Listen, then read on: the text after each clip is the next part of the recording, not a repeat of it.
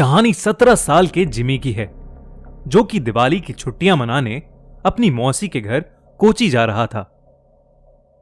Jimmy ने India की सबसे बड़ी कैशबैक वेबसाइट कैश करो से ऑनलाइन शॉपिंग की और अपनी मौसी और उनके बच्चों के लिए खूब सारे दिवाली गिफ्ट्स खरीद लिए।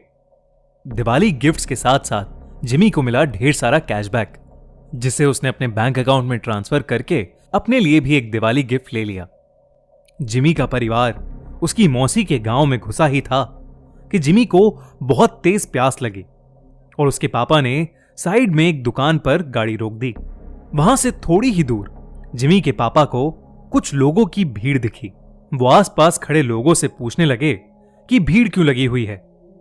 कोई कुछ जवाब देता, उससे पहले ही जिमी की नजर भीड़ के बीच में पड़ी एक औरत की लाश पर चली गई। उस लाश को देखते ही जिमी को ऐसा लगा कि कोई परछाई उसे छूकर गुजरी। तभी जिमी का ध्यान सड़क पर पड़ी उस औरत के सजने संवरने के सामान पर गया। उसने सबसे नजरें चुराते हुए वहां से एक कड़ा उठा लिया। इतनी देर में जिमी के पापा उसे बुलाने लगे।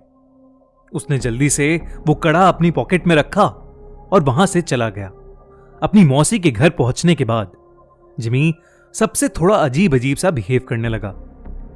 उसके घर वालों को लगा कि वो सड़क पर उस लाश को देखकर बहुत डिस्टर्ब हो गया है, पर जिमी का ध्यान अभी भी उसके पास रखे उस कड़े पर था।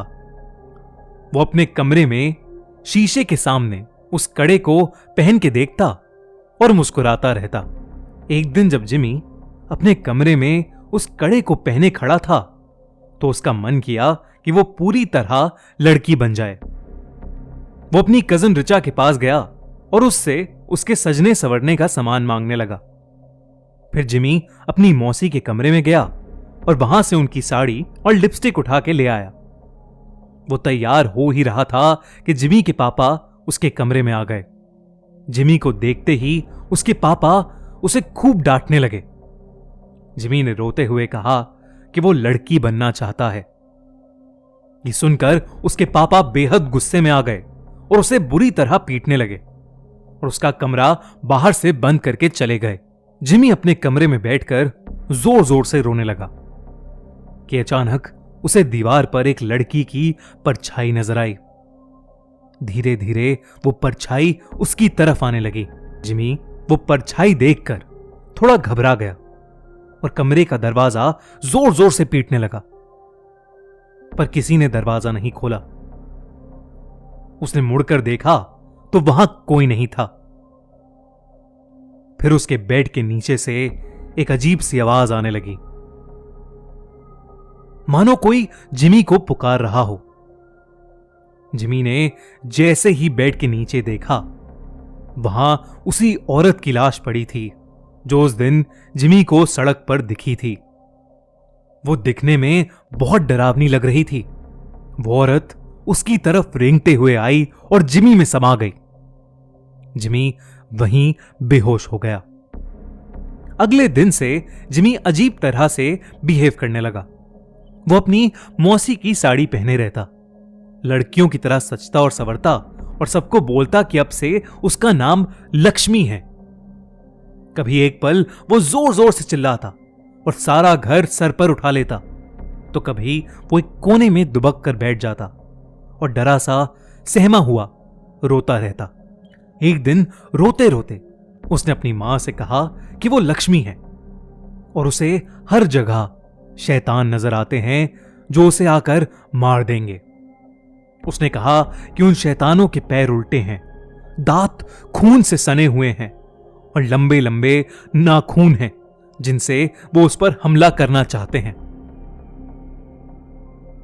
जिमी की हालत दिन ब दिन खराब होती जा रही थी, लेकिन वो रोज लक्ष्मी बनकर सजता संवरता और अपना कमरा बंद करके नाचता रहता।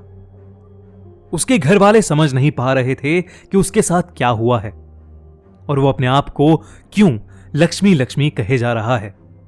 जिमी के पापा मदद के लिए आस पड़ोस में पूछने लगे। पता करने पर उन्हें मालूम पड़ा कि वो लाश जो उन्होंने उस दिन सड़क पर देखी थी वो और किसी की नहीं बल्कि जोसेफ यानी लक्ष्मी की थी। जोसेफ एक लड़के से प्यार करता था और उसने अपना नाम बदलकर लक्ष्मी भी इसीलिए रखा था। वो दोनों एक दूसरे से शादी करना चाहते थे, लेकिन जोसेफ के घर वालों को यह मंजूर नहीं था।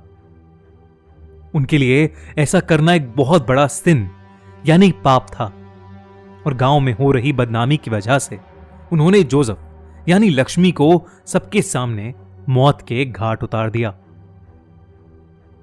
यह बात सुनकर जिमी के पापा के रोंगटे खड़े हो गए। उन्हें जिमी के साथ अपने बर्ताव के लिए बहुत पछतावा हुआ। उन्हें समझ आ गया था कि उनके बेटे जिमी के शरीर में जरूर लक्ष्मी की आत्मा घुस गई है। वो जल्दी से पूरी बात बताने के लिए घर के लिए निकले, लेकिन तब तक बहुत देर हो चुकी थी। जिमी उस दिन भी अपना कमरा बंद करके नाच रहा था कि अचानक उसे लगा कि उसके दरवाजे पर शैतान उसे मारने आ गए हैं। वही शैतान जिनके पैर उल्टे थे, दांत खून से सने हुए और लंबे लंबे नाखून, जिससे वो जिमी पर हमला कर रहे थे।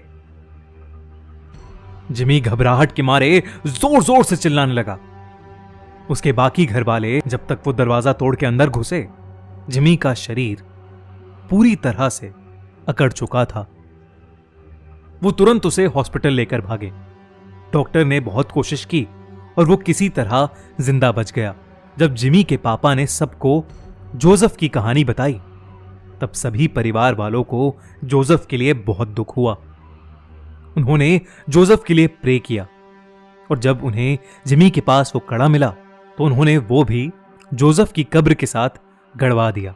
कुछ दिनों बाद जिमी बिल्कुल ठीक हो गया। आज उसे लक्ष्मी के बारे में कुछ भी याद नहीं, लेकिन लक्ष्मी की तरह कई ऐसे लोग हैं जिनको गलत समझा जाता है और उन्हें उनकी चॉइस के लिए सोसाइटी का बहुत बुरा बर्ताव सहना पड़ता है।